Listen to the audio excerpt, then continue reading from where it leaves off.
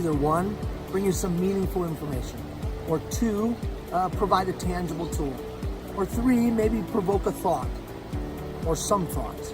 And then finally, we might attempt to call you to action. Today, I'd like to provoke some thought.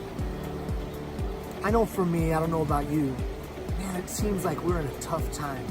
You open up your search engine and the banner ad, it talks about all the tragedy and difficulty.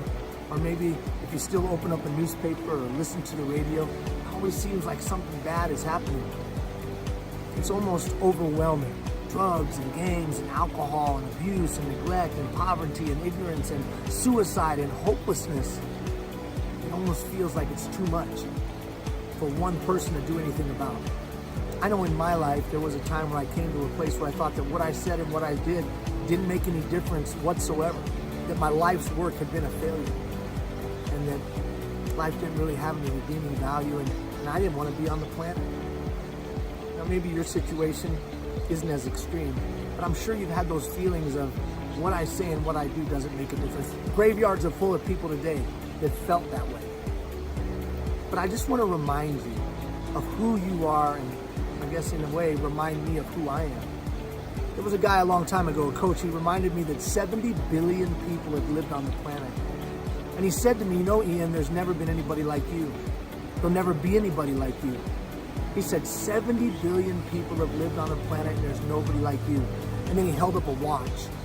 And he said, Ian, if there was 70 billion of this watch, 70 billion, and one that was rare and unique, one that was handcrafted and handmade, he said, Ian, how much would the special one be worth? And out of nowhere in my gut I said, it would be priceless.